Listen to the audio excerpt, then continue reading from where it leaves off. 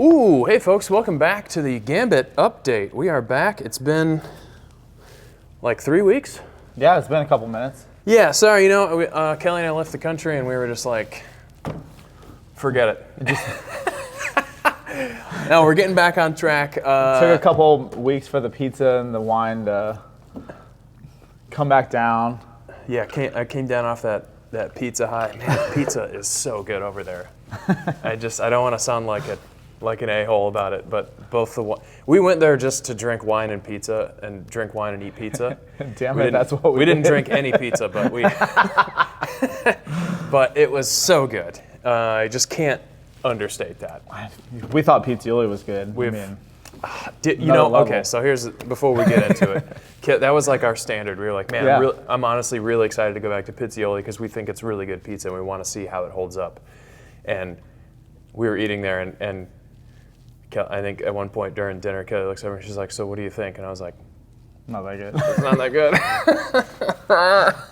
It ruined Pizzioli. I mean, it's still good, but also, it's just we went to Pizzioli, like 2 days after you guys got back? Well, we specifically wanted to go. We were like, Wow, that was the thing. Like, hey, when we get back, we're going to Pizzioli immediately because we want this to be as direct a compare. Yeah. It was like we ate a pizza in Italy, flew 14 hours or whatever. No, it's like 9 hours, but like legitimately like a 14 to 16 hour travel day, and then immediately went to Pizzioli to get the closest time frame. The only way you could have done it better is to actually have the pizza shipped from one place to the I other. don't know that would have been better either. We should have had you ship a Pizzioli pizza to... I'll do anything for science. For science. Anyway, folks, we got some good topics for you on the update show. We are, schedule-wise, we've got the Sober Social coming up on the 15th from 1 to 4 p.m. Yeah. Sean's been kind of helping spearhead the nutrition challenge. How's that going? Great. I think it's a little bit different this time than last time. Not in a bad way by any means. I think it's just different focus points. Like, I think there's a lot more stuff that Scott's bringing to the table that Kelly and I don't kind of have that in our repertoire, or maybe that's not our focus point. So it's nice having a different perspective. Yeah, Scott seems like he's a very psychological focus. He's into like the nuts and bolts of it. Yeah, he's done a lot of work with Noom.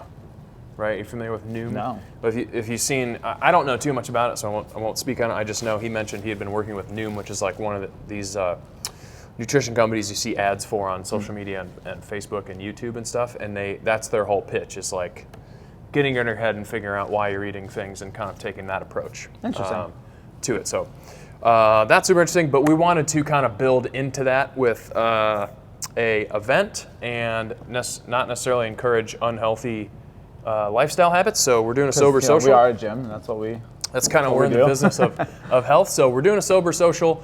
There's going to be mocktails. Not 100% sure. We've talked about doing a mocktail competition. That may or may not come to fruition. We'll kind of see. But the goal is to kind of have, so if you have a mocktail in mind, by all means, bring that and bring enough to share. But that's our goal, is to have not just like stuff you can crack a can and drink, but possibly some alcohol-free mixology happening. There's a ton of really interesting alcohol-free spirits. Honestly, I'm expecting you to come up with something. Oh, wow. Because you just seem like that's all right, up your alley. I'll figure something out. So you saw it here first. Sean's on the hook for here we go. NA mixologist. No, I mean, I just seems like it's up your alley. Yeah, it seems all like right, it's in your fair. wheelhouse. I figured you would take that as a challenge. Yeah. All right. I'm not against it. So that's 1 to 4 on the 15th. Show for that. There's going to be games. Maybe a spike ball tournament. Who knows? Yeah. Bring a snack. Bring some beverages. We'll have some things here. But come out and enjoy yourself. Sunday classes are back. 10 to 11. You've coached a couple of those? I've coached 33% of the ones we've held so far. Tell us about the programming vibe. I think each week's been a little bit different. I know this past Sunday, they did a Tabata from .com, which wrecked Kelly. According to her, she couldn't walk for a couple days.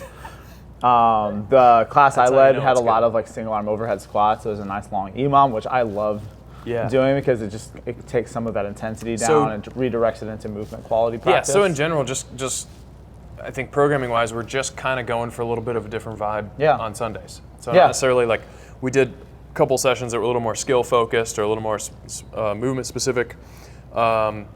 Programming, that's not necessarily always going to be the case, but look for something just kind of a little bit different flavor on Sunday. Yeah, touch on some things we don't get to do. Yeah.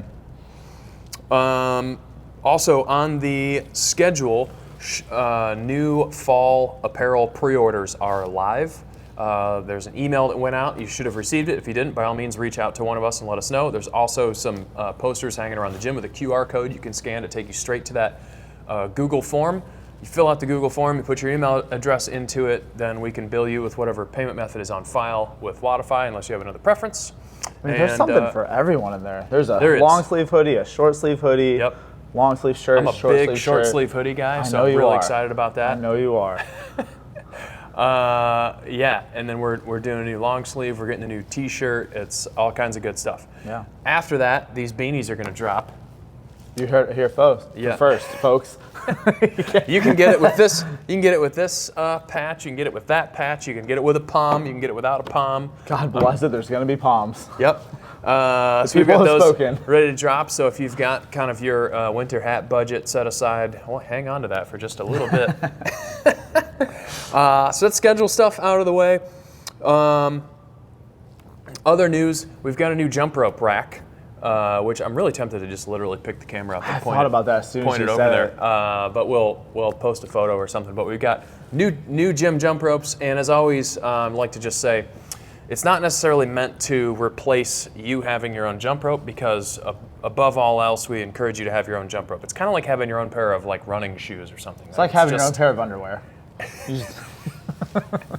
That seems excessive. But it's like, I would say it's kind of like Olympic lifting shoes or something. Yeah. It's like, sure, you can wear someone else's shoes, but like really you want the ones that you're very used to using. Yeah, and like we've done podcasts on like equipment that we all suggest, and I think that was the one thing that you, Kelly, Joel, and I all have agreed upon was like the jump rope is something that you need for yourself. Yeah.